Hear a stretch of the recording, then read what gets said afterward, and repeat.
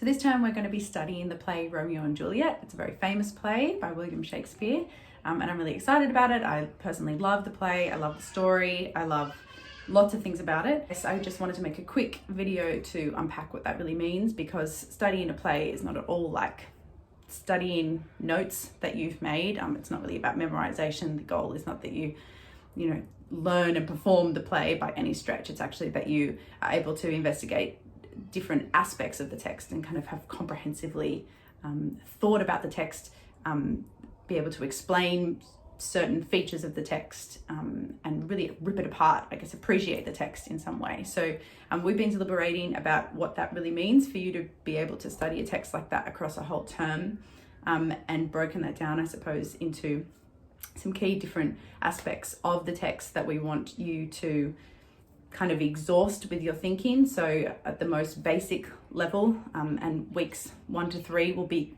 concerned with those sort of just every story elements. So firstly, the plot. You need to know what happens in the play. I hope it's not a spoiler to you that they die at the end. If that's the first time that you're hearing about that, then congratulations, I suppose, of making it through 16 years of your life without knowing what happens at the end of Romeo and Juliet. It is sad. It's a tragedy, so that's another aspect of the text that we'll have a look at, is what are the conventions of tragic plays of the time. Is slightly different from typical narrative structure. There are certain elements that we'll have a look at. Character is another obvious aspect of the text that we want to pick apart. So have a look at what makes the characters distinct from each other, from characters in other stories. What are their defining, I guess, traits? And because it's a play, we can lean into that a little bit in a way that we can't in other types of stories often. So you can be asking questions like, what's their goal here in this scene? I guess from like an actor's perspective, the kind of questions that you would take on if you were directing or acting in this play. Hopefully that kind of is exciting to you to have a think about, what does Romeo want in this scene, and what are the obstacles in the way of that? And I guess that leads us to the next big aspect of the play, which is theme, because largely you'll find that it's the universe or destiny that's against Romeo.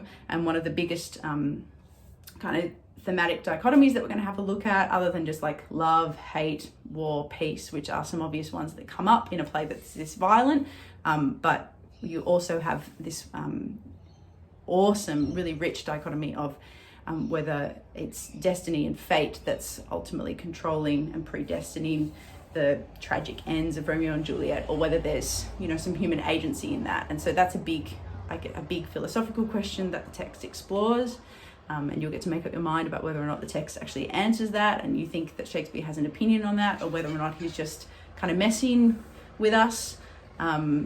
That's one of the things that we'll get to discuss. So weeks 1 to 3 will be those sort of structural elements, story elements, setting, plot, character, understanding the kind of broad strokes of the play and what make it distinctive as a story.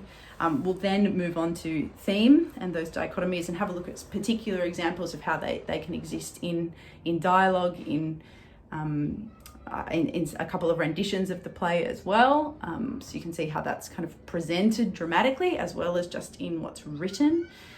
And then finally, you'll be kind of conducting your analysis and presenting that in a particular form. So the form that we'd like you to do is building on those essay skills, analytical skills that you did in term 1, and you will be essentially creating the equivalent of a video essay. We'll talk a lot about the particular presentation elements of it, but it's like what you would expect to find on something like SparkNotes or any kind of crash course guide of a complex text, where there's a kind of a zeroing in on a theme, and then that theme is tracked from beginning to the end of the play. So there's this sense of you being able to follow an idea and how that idea is developed, and usually as tension escalates and the stakes get higher.